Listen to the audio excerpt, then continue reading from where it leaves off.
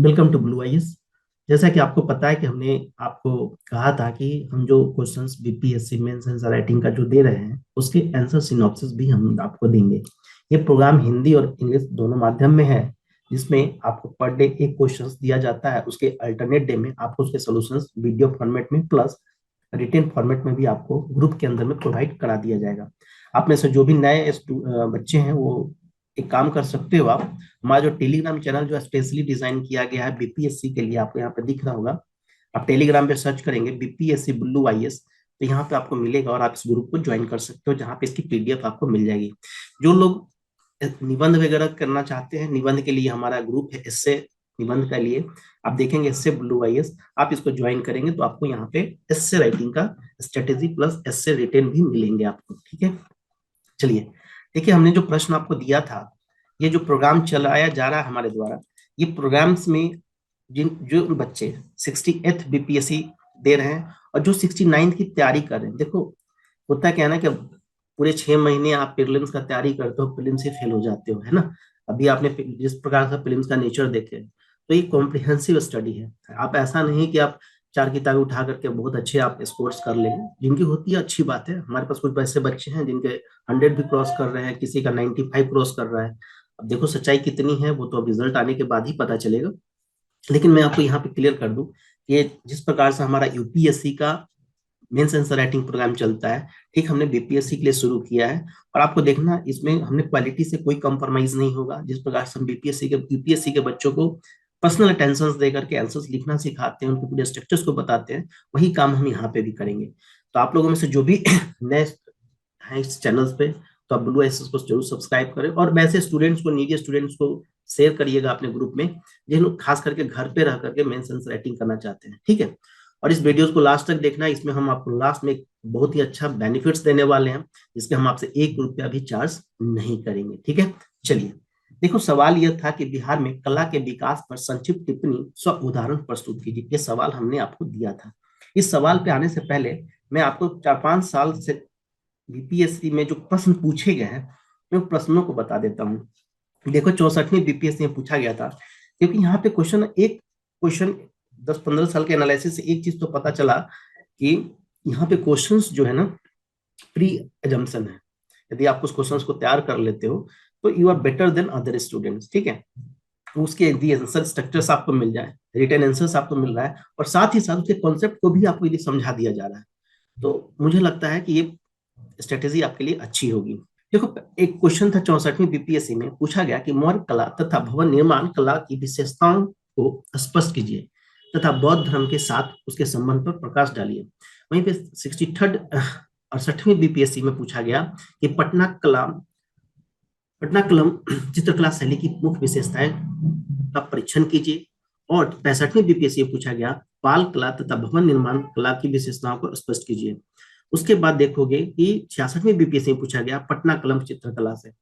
फिर उसके बाद देखोगे कालीन, है ना, मौर्य कालीन कला की बात की गई कि प्रमुख विशेषता का वर्णन कीजिए। इस प्रकार से आपको ये जो पीपीटी है ये ग्रुप में मिल जाएगा, वहां से आप डाउनलोड कर सकते हो। देखेंगे पूरा मैंने लगभग 39वीं तक गया है, 39वीं बीपीएससी तक जितने भी बीपीएससी में आर्ट एंड कल्चर से क्वेश्चन पूछे गए हैं, वो क्वेश्चन हमने यहाँ पे आपको इंक्लूड किया है। और क्वेश्चन का नेचर देखोगे कि कुछ क्वेश्चन रिपीटेड हो रहा है। ठीक है, तो इस क्वेश्चन को तैयारी किस प्रकार से करनी है, हम जब भी क्वेश्चन आंसर आपके साथ कराते हैं उसमें हम ये सारी चीजें डिटेल में हम आपसे बात करेंगे और साथ ही साथ हम आपको इसके स्ट्रक्चर्स भी आपको प्रोवाइड करते हैं। ठीक है, तो चलिए अब सवाल पे हम आते हैं, ज्यादा समय न लेते हुए।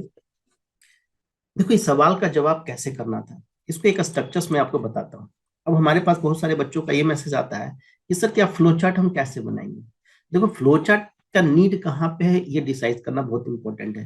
कहाँ पे नीड है, हर जगह क्या फ्लो चार्ट आप बना सकते हो, नहीं, हर जगह फ्लो चार्ट की जरूरत नहीं पड़ती है ना। लेकिन वो क्वेश्चंस के नेचर्स पे डिपेंड करेगा कि कहाँ पे फ्लो चार्ट। जैसे इस क्वेश्चन में था, सवाल था जो हमने दिया था आपको कि बिहार में कला के विकास पर संक्षिप्त टिप्पणी कीजिए और 100 उदाहरण प्रस्तुत कीजिए। Brief the note on the development of the art in Bihar, give examples.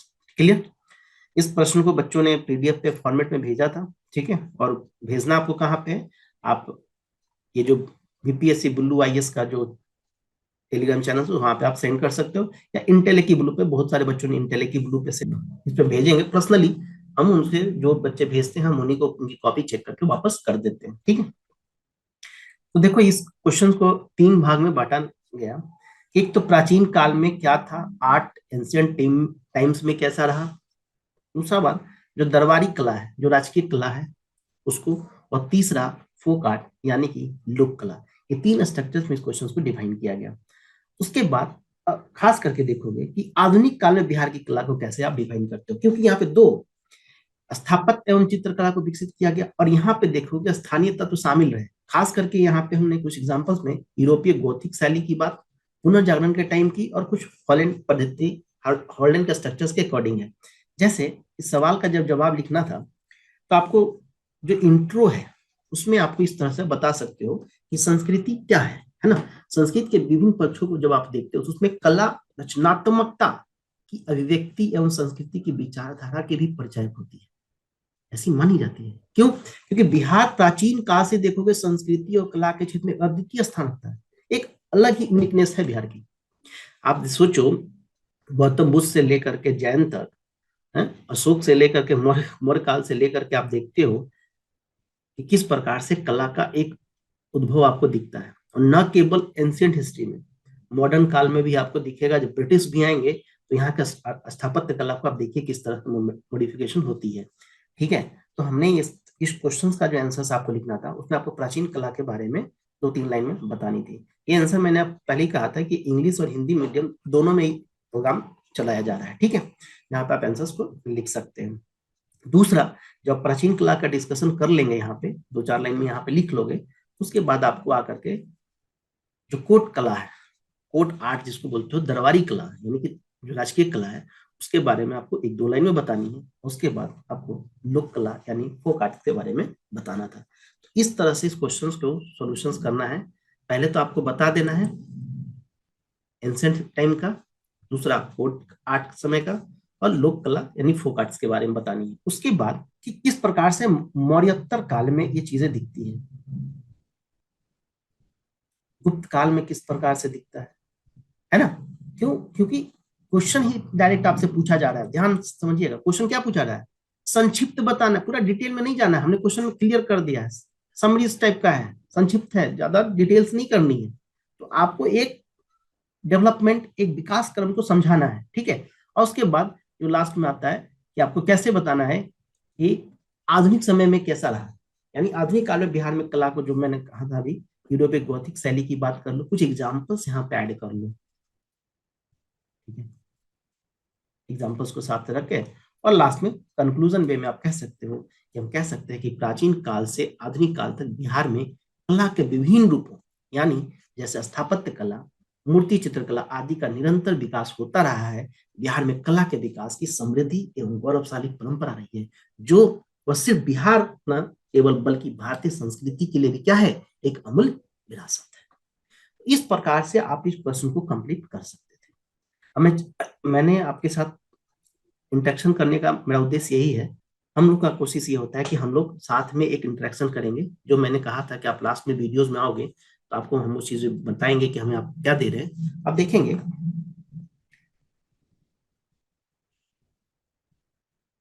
Every Sunday ये हमारा ये प्रोग्राम्स है। इस प्रोग्राम्स में क्या है कि मान लो जो बच्चे 68 पीपीएससी दे रहे हैं, ठीक है, ये 40 डेज का हमारा प्रोग्राम्स है, जिसमें जो लास्ट डेट है इसको ज्वाइन करने का, वो ज्वाइन करने का लास्ट डेट है 25 फरवरी। यदि आप 25 फरवरी से पहले इस क्लास को ज्वाइन करते हो, इसके जिसके सिर्फ फीस लगते हैं 3000। लेकिन हमने क्या कहा था कि कुछ बच्चों के लिए फ्री भी, फ्री में हम क्या बेनिफिट्स आपको दे रहे वो समझिएगा।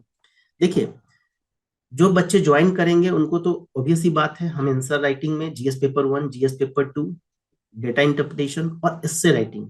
ध्यान रखना बीपीएससी में एस्से 300 नंबर का है, और मैंने ऑलरेडी एक वीडियो में ऑलरेडी पहले कहा था, तो बीपीएससी ने क्लियर किया है कि उम्मीद करो कि 100 क्वेश्चन नंबर का 3 क्वेश्चन पूछा जाएगा, है ना। 3 क्वेश्चन पूछे जाएंगे, और ऐसे का बहुत ही इंपॉर्टेंस है। और जैसा कि आपने हमारी कुछ वीडियोस देखा होगा यूट्यूब चैनल पे, वहां पे भी आपको वीडियोस मिलेंगे एस्से राइटिंग का। और जो हमारे ग्रुप्स हैं, तो हम लोग तो यूपीएससी के बच्चों के लिए कराते हैं, स्पेसिफिक बहुत सारे एस्से होती है। यहाँ पे हम लोग यूपीपीसीएस, बीपीएससी और साथ ही साथ एमपीपीसीएस के लिए भी हम लोग एसे राइटिंग कराते हैं। तो रही बात कि भाई आपने तो शुरू में कहा था कि फ्री वाला, तो फ्री क्या है, आप मुझे क्या देंगे? देखो भाई, फ्री में हम तुमको ये दे रहे हैं कि एवरी संडे, हर शनिवार सॉरी हर रविवार को एक लाइव टेस्ट होगा। उस लाइव टेस्ट में GS paper 1, GS paper 2, DI और एसए, ये रेंडमली होगा। ऐसा नहीं कि एक ही दिन में लिया जाएगा, हर एक एक संडे को छोड़ के। एक संडे को मान लो जीएस पेपर 1 है तो दूसरे से संडे को जीएस पेपर 2 है, तीसरे संडे को एसए हो गया, तो चौथे संडे को डीआई हो गया। तो ऐसे के लिए हम लोग लाइव टेस्ट करा रहे हैं। लाइव टेस्ट का मतलब ये हुआ कि आपको एक जूम आईडी हमारी टीम की तरफ से दी जाएगी। उस जूम आईडी के थ्रू आपको लॉग इन करना है, टाइम फिक्स होगा, उस टाइम पे बैठना है, आपके स्क्रीन पे क्वेश्चन पेपर डिस्प्ले होंगे, उसको कैमरा ऑन करना है, आपको अपने साथ बैठना है और उसी with in the time answers लिखना है। देखो ये एक्सपेरिमेंट बहुत ही सक्सेसफुल रहा है यूपीपीसीएस यूपीएससी के एग्जामिनेशन के बच्चों के साथ। क्योंकि हम होता क्या है ना कि पढ़ते तो बहुत चीजें हैं, रिकॉल करना बहुत मुश्किल हो जाता है ना। आप पढ़ते रहोगे तो लगेगा बहुत आसान एग्जामिनेशन, इससे आसान तो कोई एग्जाम ही नहीं है। लेकिन जब उस आंसर्स को लिखने बैठते हो तो बहुत चीजें तुम्हें रिकॉल करने में दिक्कत होती है। उसलिए हम लोगों ने, ये फ्री है, टोटली फ्री होगा, लेकिन याद ध्यान रखिएगा ये only first come first serve पे, only 100 members same same time पे लॉग इन कर सकते हैं। इससे ज्यादा नहीं हो पाएगा। अब सवाल उठता है कि सर 100 बच्चे होंगे तो सबके कॉपी कैसे चेक होंगे? देखो कॉपी तो ऑब्वियसली बात है, 100 कॉपीज होंगे तो चेक नहीं होगा, लेकिन उसमें से टॉप 5 कॉपीज को हम लोग रिवेलुएट करेंगे और फेस टू फेस रिवेलुएट करेंगे आपके साथ। आपके आपको लॉगिन आईडी दी जाएगी, उसमें आप टीचर्स के सामने बैठोगे, वो टीचर आपके सामने आपकी कॉपी को इवेलुएट करेगा। ठीक है, ये फ्री वाले सर्विस में है। जो पेड सर्विस में होंगे तो उनको हर स्टूडेंट का होगा, उनमें उनको क्वेश्चंस दिए जाएंगे, आंसर्स लिख करके भेजेंगे और वीक में एक दिन लाइव सेशन उनके साथ होगा। ये जो समस्याएं हैं जो एक सप्ताह के प्रोग्राम्स में उन्हें उनके आंसर्स में जो ऑब्जर्वेशन हुआ है टीचर्स फैकल्टीज के द्वारा, उनको बताया जाएगा, है ना। क्योंकि जब तक आपको आपकी कमी नहीं बताई जाएगी तो आप कैसे उसको टैकल करोगे, है, इंप्रूव कैसे करोगे, कैसे अपनी कमियों को दूर करोगे? तो उसमें संडे को संडे लाइव सेशन होगी। इसमें क्या होगा, इसमें भी टेस्ट होगा, इसमें भी आपकी लाइव सेशन होगी, कॉपी चेक होगी, उसके आंसर्स हम आपको वीडियो फॉर्मेट में देंगे। जिससे क्या होगा कि आप अपने आंसर्स को खुद से मैच कर लोगे कि हाँ मुझे सवाल ये पूछा गया था, तो क्या हम इसमें इस तरह के आंसर्स लिखे हैं या नहीं, इसका क्या पैरामीटर्स को फॉलो अप किए हैं या नहीं किए हैं। ये टोटली फ्री होगा, संडे को होगा। आप ब्लू आईएस का जो मैंने अभी आपको बताया था, इस ग्रुप को आप ज्वाइन कर लीजिएगा, बीपीएससी ब्लू आईएस। यहाँ पे संडे के संडे लाइव टेस्ट होगा। उसमें मैंडेटरी ये है कि आपको बैठ करके पेपर लिखने होंगे। ठीक है, तो फुल टेस्ट नहीं होगा, एक क्वेश्चन होंगे, 2 क्वेश्चन होंगे, इस तरह से क्वेश्चन होंगे। तो एक इनिशिएटिव आपके लिए नया हो सकता है, बीपीएससी के स्टूडेंट्स के लिए नया हो सकता है, लेकिन ये प्रोग्राम हम लोग ऑलरेडी यूपीएससी के स्टूडेंट्स के लिए चला रहे हैं और अच्छा रिजल्ट भी है। बच्चे उस चीज को होता है कि पूरे हफ्ते आप पढ़ते हो तो कितनी चीजें रिकॉल कर पाते हो, हम यहाँ पे आपको रिकॉल करवा देंगे। ठीक है, तो जो मैंने फ्री बोनांजा की बात की थी, ये फ्री है, इससे कोई चार्जेस नहीं है। लेकिन आप लोगों में से जो स्टूडेंट 68 बीपीएससी दे रहे हैं, यदि वो डेली मेंस आंसर राइटिंग 40 दिन का जो हमारा प्रोग्राम है, यदि आप उसको ज्वाइन करना चाहते हैं, तो आप 25 फरवरी से यदि आप पहले रजिस्ट्रेशन ले लेते हो तो आपको केवल 3,000 रुपए लगेंगे, जिसमें 40 दिन का प्रोग्राम होगा। GS paper 1, GS paper 2, DI का भी होगा, एसए राइटिंग भी होगी, ये सारी कराई जाएंगी आपको। क्लियर है? पर्सनली। दूसरा लाइव सेशन होगा संडे के संडे, जिसमें आपके जो प्रॉब्लम्स होंगे, जो आपके कॉपी पे ऑब्जर्वेशन होगा फैकल्टी के द्वारा, वो भी आपके साथ डिस्कस किया जाएगा। ठीक है, तो इट्स योर टाइम, आपका समय है, अब आप इसको कैसे यूटिलाइज करते हो।